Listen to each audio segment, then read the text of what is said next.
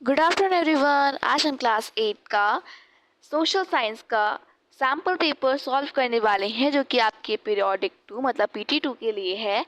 ठीक है, ये पीएमश्री केंद्रीय विद्यालय स्टूडेंट्स के लिए है। आपको पता है आपका मार्क्स हर क्वेश्चन पेपर या हर सब्जेक्ट का मार्क्स आपको पता है 40 मार्क्स का होता है एंड टाइम 90 मिनट्स का होता है। जनरल इंस्ट्रक्शंस देख लेते हैं कि सभी क्वेश्चंस कंपल्सरी उनको आपको अटेम्प्ट करने हैं। सो सेक्शन ए पे मूव होते हैं। मल्टीपल चॉइस क्वेश्चन बेस्ड पे 10 क्वेश्चंस हैं, ईच 1 मार्क्स के।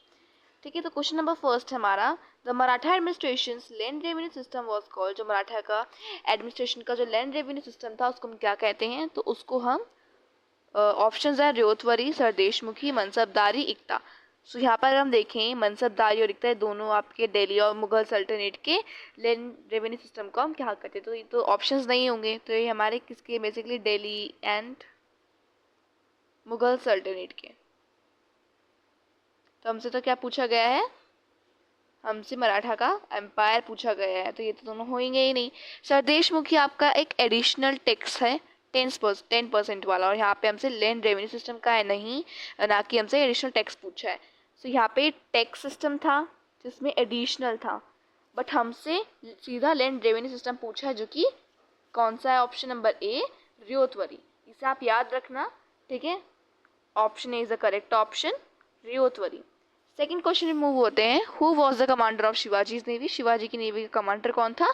ऑप्शन है कनौजी एंग्रे, तानाजी मौसलेरे, बाजीराव, अफजल खान। अफजल खान आपका डिफीट करा था उन्होंने प्रतापगढ़ फोर्ट में। बाजीराव पेशवर थे, पेशवा मतलब तानाजी इसके अंदर नहीं है।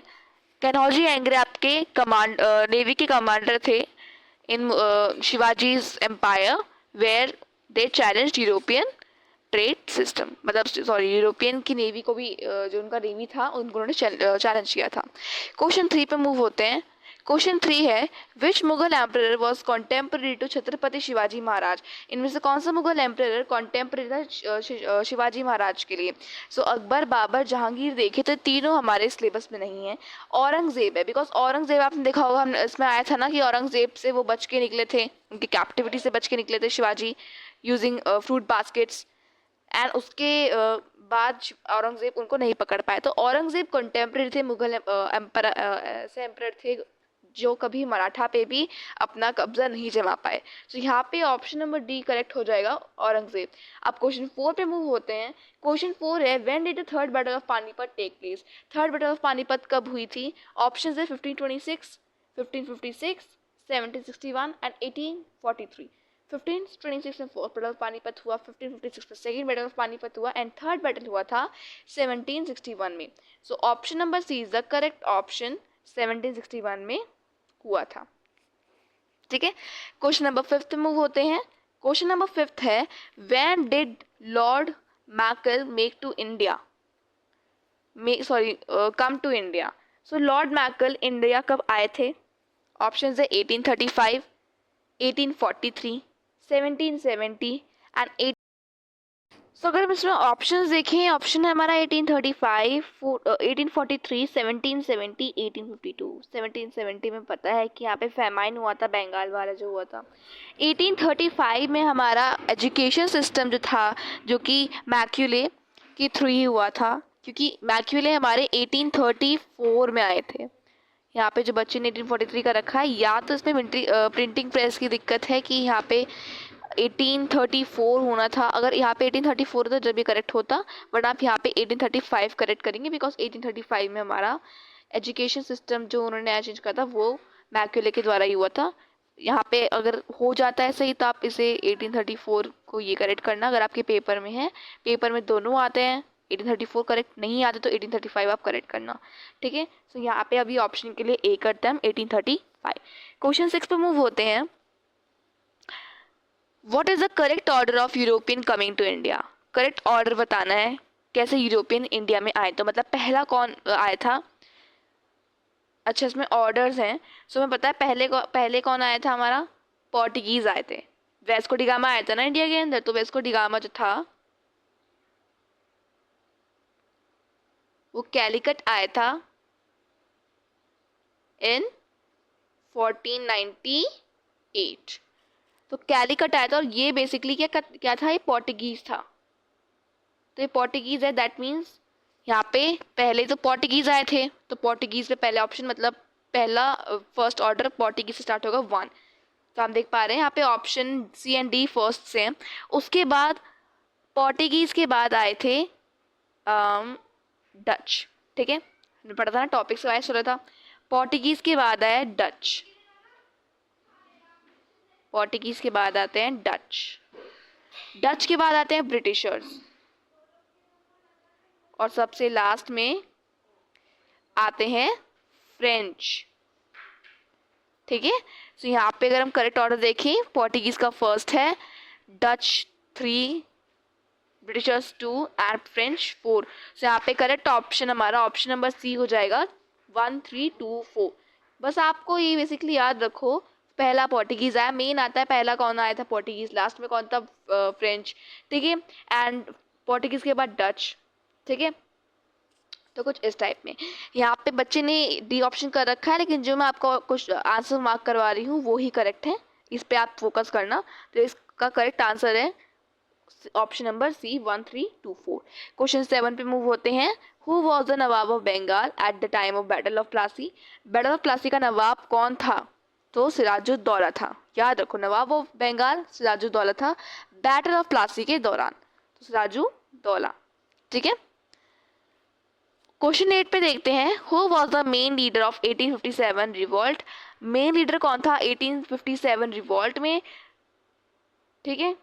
तो अगर हम यहाँ पे देखें, ततैया टोपे नहीं, ठीक है, बहादुर शाह जफर, मंगल पांडे एंड कुंवर सिंह। सो जो मेन लीडर था वो मंगल पांडे थे, उन्हीं के थ्रू हमारे इंडिया में जो रिवॉल्ट छाया था, क्यों छाया था, बिकॉज ऑफ यहाँ पे जो ब्रिटिशर्स थे उनकी जो राइफल थी उनके अंदर उन्होंने ग्रीस कर रखा था पिग और काऊ का fat, and as you know that Hindu में काऊ को बहुत अच्छा माना जाता है, एंड मुगल्स में उस टाइम पे पिग को अच्छा माना जाता था, तो दोनों ने इनकार कर दिया था इस राइफल को चलाने के लिए। तो इस चीज़ के लिए आवाज़ मंगल पांडे ने उठाई थी।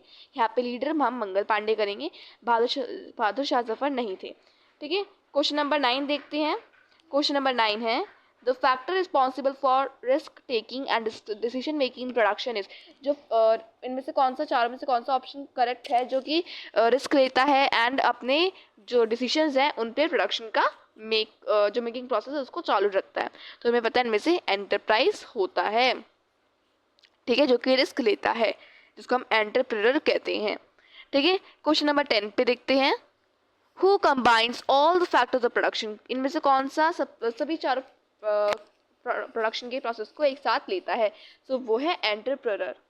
लेबरर नहीं है, शॉपकीपर नहीं है, टीचर नहीं है, एंटरप्रेन्योर जो कि रिस्क भी लेता है, ठीक है, एंड ये सभी फैक्टर्स को कंबाइन भी करता है। अब हम शॉर्ट आंसर क्वेश्चंस पर आते हैं। तो क्वेश्चन नंबर 11 है, what was Chauth and sardeshmukhi. तो उसका मैं आपको आंसर लिख के दिखा रही थी, फिर डिस्कस करते हैं। तो इसका आंसर आप कुछ इस टाइप में लिखेंगे, chauth was 25% tax, where sardeshmukhi was 10% additional tax. देखो इनमें से जो कीवर्ड है सरदेशमुखी का एडिशनल है, एडिशनल नहीं लिखोगे तो आपके नंबर डिडक्ट हो जाएंगे बिकॉज एडिशनल टैक्स है। इनमें से अलग डिफरेंस ने क्या करता है कि चौथ 25% था, मतलब 1/4 था, वेयर सरदेशमुखी 10% था, एडिशनल टैक्स मेन है, ठीक है, जो कि टेरिटरी से कलेक्ट होता था, ठीक है। इसका क्वेश्चन नंबर 11 है, व्हाट वॉज अष्टप्रधान मंडल। अष्टप्रधान मंडल क्या था? तुम्हें पता है, ये हमारे शिवाजी की एक मिनिस्टर की काउंसिल था, इसके अंदर 8 मिनिस्टर्स होते हैं, ठीक है। तो इसको हम कैसे लिखते हैं, हम आपको लिख के फिर डिस्कस करते हैं। आप कुछ इस टाइप में लिखेंगे, जो अष्टप्रधान मंडल था वो एक काउंसिल था 8 मिनिस्टर्स का, and Shivaji is emperor. They help to grow the empire's administration well from both politically, financially and culturally. ये शिवाजी के एम्पायर में थे, 8 काउंसिल मतलब 8 मिनिस्टर्स रहा करते थे पूरे मंडल में, एंड ये सभी मिलकर शिवाजी के एम्पायर को politically, economically and culturally grow करने में हेल्प करा करते थे। ये बेसिकली जस्टिस, इनमें से जो सभी थे वो जस्टिस, फाइनेंस मिनिस्टर्स होते हैं, लैंड रेवेन्यू मिनिस्टर्स हो गए, न्यायाधीश जिसे हम कहते हैं, ये सब कुछ इन चीज़ों के लिए थे। हमसे शॉर्ट आंसर पूछा गया है, ठीक है, एंड ये 4 मार्क्स के क्वेश्चन है, तो 3 मार्क्स के हैं। हमें बेसिकली हमसे पूछा नहीं था कि टाइप्स बताओ, पूछा था अष्टप्रधान मंडल क्या है। तो आप चाहो तो आंसर को जहाँ तक मैं हाईलाइट कर रही हूँ वहाँ तक आप लिख सकते हैं, वो भी करेक्ट रहेगा। आप चाहो तो कल्चरल तक भी लिख सकते हो, वो भी करेक्ट रहेगा, बिकॉज हमसे ये नहीं पूछा था कि वो बेसिकली टाइप क्या है इनके, तो मैंने इस पर एक एक्स्ट्रा जोड़ दिया था। ठीक है, आप चाहो यहाँ तक लिख सकते हो, चाहो पूरा लिख सकते हो, आप पे डिपेंड करता है। ठीक है, अब हम नेक्स्ट क्वेश्चन पे मूव होते हैं। नेक्स्ट क्वेश्चन था हमारा, why is an entrepreneur important in production. Entrepreneur production में इंपॉर्टेंट क्यों होता है, बिकॉज वो रिस्क लेता है एंड सभी डिसीजंस को एक साथ मीट करके और प्रोडक्शन के फैक्टर्स को भी मीट करके एक हमारा प्रोसेस बनाता है जिसके थ्रू हमारा बिजनेस हो पाता है। तो इसको हम लिखते हैं लाइन वाइज। सो हम यहाँ पे लिखेंगे an entrepreneur is an important because it is important for production process where he she takes risk and meets all the needs, या आप लिख सकते हैं combine all the factors of production to start a business, इसके through business start कर सके, या आप लिख सकते हैं टू प्रोड्यूस अ प्रोडक्ट। ठीक है, तो हमारा आंसर हो जाता है थर्ड का, मतलब 13 का। अब हम क्वेश्चन 14 पे मूव होते हैं। क्वेश्चन 14 है, why is land considered an important factor production. Land को हम एक इम्पॉर्टेंट फैक्टर प्रोडक्शन में क्यों कंसीडर करते हैं, बिकॉज वो बेस होता है जिसके थ्रू हमारा एक बिजनेस स्टैंड हो पाता है। ठीक है, तो इसको हम लाइन वाइज लिखते हैं। यहाँ पे लिखेंगे land is considered as an important factor of production as it acts as a base where all factors of production stand on it to start a business. Business start हो सके, इस वजह से लैंड इंपॉर्टेंट होता है, because वो base की वजह से ऐड करता है आपके प्रोडक्शन प्रोसेस में। तो ये था हमारा शॉर्ट आंसर टाइप क्वेश्चन। अब हम मूव होते हैं लॉन्ग आंसर टाइप क्वेश्चन में। यहाँ पे बेसिकली एक ही क्वेश्चन है, इसमें आप और भी ले सकते हैं। फर्स्ट है, what was the immediate cause of the revolt of 1857। 1857 का इमीडिएट कॉज क्या था, क्या कारण हो गया था 1857 की जो रिवॉल्ट, जो लड़ाई हुई थी वो क्यों हुई थी, ये बताना है रीजन में। ठीक है, 5 मार्क्स के हैं। ठीक है, और में है वाई और all the factors of production essential for producing goods and services, इसे एक्सप्लेन करना है। तो मैं आपको पहले आंसर्स को दिखा देती हूँ, फिर इसको हम अंडरस्टैंड करते हैं। सो इसका आंसर आप कुछ इस टाइप में लिखेंगे, the immediate cause of the revolt of 1857 because Britishers came India with their rifles and gave them to their Indian sepoys। जो ब्रिटिशर्स आए थे इंडिया के अंदर, वो अपने साथ राइफल लेकर आए थे। ठीक है, और उन्होंने अपने इंडियन सिपाहीज को दे दिया था, जब भी कोई लड़ाई हो उन पे उससे राइफल से शूट करने के लिए। लेकिन उस राइफल को जो ग्रीस करा था ना, वो एक काउ एंड पिग के फैट से करा था, काउ और पिग के। ठीक है, और उस राइफल को बेसिकली ओपन कैसे करना था, उस राइफल को अपने मुंह से काटना था, उस ग्रीस्ड मटेरियल को राइफल पे जो लग रहा है उसको कट करना था अपने माउथ से, जो कि बेसिकली प्रोहिबिटेड है, बिकॉज काउ को हिंदू धर्म में बहुत माना जाता है। आप उसी के फैट को माउथ से कट कर रहे, तो वो प्रोहिबिटेड था हिंदू में एंड मुस्लिम्स में भी था, बिकॉज वो पिग को मांगते थे, मतलब मानते थे अपने रिलीजन में। ठीक है, तो ये दोनों ही रिलीजन ने मना कर दिया था इसको करने के लिए। एंड यहाँ पे आप ऐड कर सकते हो चाहो, through this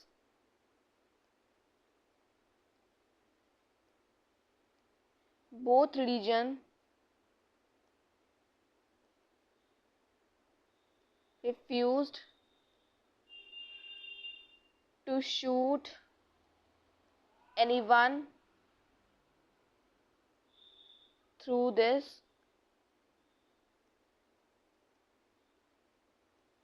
rifle, and thus revolt of 1857 caused। ठीक है, कुछ इस टाइप का आप और लिख सकते हैं। तो ये आंसर हुआ हमारे क्वेश्चन 15 का। उसके अंदर और भी था जो ऑप्शन में दे रखा था, इसको भी देख लेते हैं कि सभी फैक्टर्स प्रोडक्शन में एसेंशियल क्यों हैं गुड्स और सर्विस को प्रोड्यूस करने के लिए। एक्सप्लेन करें तो बेसिकली से पॉइंट वाइज एक्सप्लेन करना है, तो मैं से आपको लिख के दिखा देती हूँ। सो बेसिकली आप लिखेंगे, जैसे कि फर्स्ट आता है, आप लिखेंगे पहले यहाँ से all 4 factors of production essential for producing goods and services. As first लिखेंगे आप land act as a base to start a, यहाँ पे लिख देते हैं, आप लिखेंगे as first land it acts as a base to start a business and to meet all the factors of production.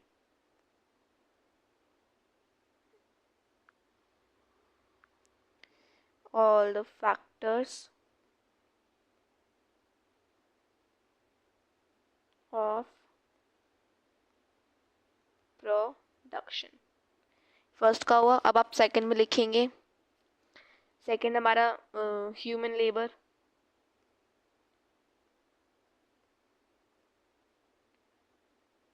So it is very important among these all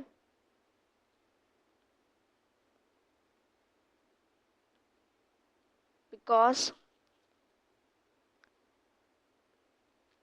it is all the human effort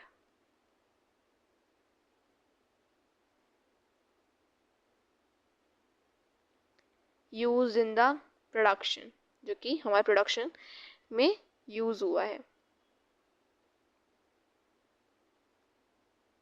ठीक है.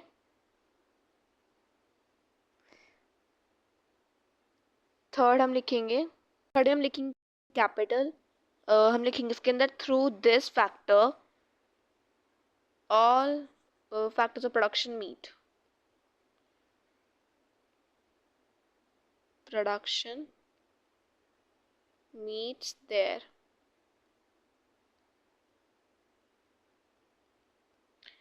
And last entrepreneur. इसका मैं थोड़ा नीचे लिख देती हूँ.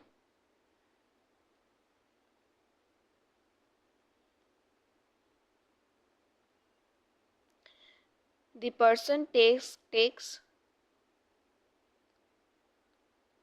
risk and take decision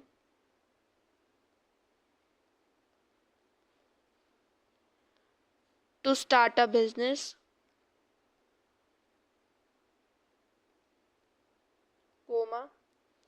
it combines all the factors of production. It combines all the factors of production. तो कुछ इस टाइप में आप इसका आंसर पॉइंट वाइज लिख देंगे. तो उसके साथ हमारा लॉन्ग आंसर भी खत्म होता है. अब हम आते हैं अपने लास्ट सेक्शन पे. केस बेस्ड क्वेश्चंस करेंगे. ठीक है. बहुत छोटा सा यहाँ पे पैराग्राफ दे रखा है और यहाँ पे कुछ ही क्वेश्चंस हैं, इनको सॉल्व करते हैं. तो यहाँ पे केस बेस्ड क्वेश्चन में दे रखा है, Rohan wants to start a small bakery in his own town. Rohan चाहता है अपने पूरे टाउन में अपना स्मॉल बेकरी का शॉप खोलने के लिए. He buys an oven, refrigerator and some baking tools. वो ओवन खरीदता है, रेफ्रिजरेटर मतलब फ्रिज लेता है, बाकी बेकिंग टूल्स को वो लेता है. He hires 2 worker to help in making cakes and pastries. वो अपने शॉप के अंदर हायर मतलब अपने शॉप के अंदर 2 व्यक्तियों को जॉब देता है उसकी हेल्प करने के लिए, जो कि असिस्टेंट्स के तरीके से, जो असिस्टेंट होते हैं उनके तरीके से काम करेंगे एंड उसकी हेल्प करेंगे केक एंड पेस्ट्रीज को बनाने के लिए.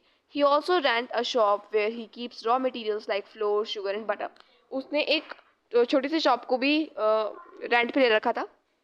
उसके अंदर अपने सभी रॉ मटेरियल्स जैसे फ्लोर, शुगर एंड बटर को रखता था. Rohan plans and manages everything himself. Rohan खुद से प्लान करता था और सब कुछ मैनेज करता था खुद से.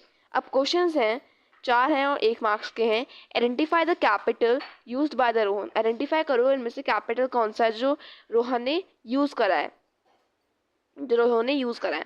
सेकेंड है, who represents the labour in this case. इसमें लेबर क्या दिख रहा है, तो वो ह्यूमन लेबर दिख रहा है कि एक तरीके से वो खुद से मैनेज करता है. आप लेबर वाले में लिख सकते हैं, आंसर मार्क कर सकते हैं, यहीं पे मिल गया है. Like Rohan plans and manages everything himself. ठीक है. और फर्स्ट में जो था उसे कैपिटल बताना है. सो जैसे कि उसने रेंट पे ले रखा था. अच्छा नहीं, ये तो लैंड का होगा ना. What is the land factor here, कि उसने रेंट पे ले रखा था to he keep his raw materials like flour and sugar butter. तो ये हमारा फर्स्ट वाला जो हमने पहले मार्क करा ये वाला था हमारा सेकंड का, ये जो मैंने मार्क करा ये वाला था हमारा फोर्थ का। थर्ड है what is the enterprise in this case, enterprise वो खुद होगा। जस्ट अ मिनट, मैंने करेक्टली से मार्क कर दिया। एक बार देखते हैं। जैसे फर्स्ट क्वेश्चन था कि हमें कैपिटल बताना है जो रोहन ने यूज़ करा है।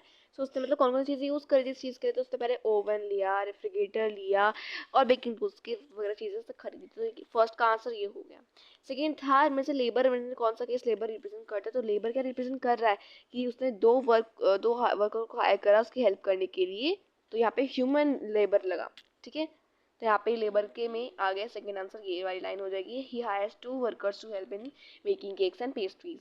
थर्ड था what is the enterprise in this case, इनमें से एंटरप्राइज क्या हुआ, एंटरप्राइज कौन होता है, एंटरप्रेन्योर कौन होता है जो कि डिसीजन लेता है, टिस्क लेता है, तो रोहन था ना।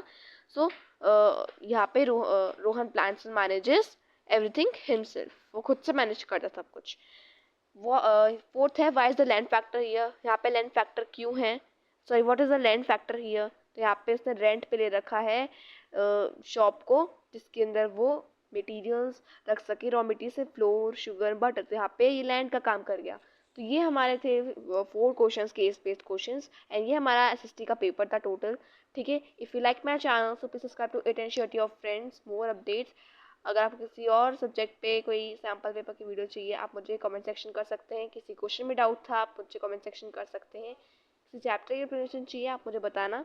एंड मिलते हैं नेक्स्ट वीडियो में नेक्स्ट सैम्पल पेपर के साथ। Thank you for watching the video.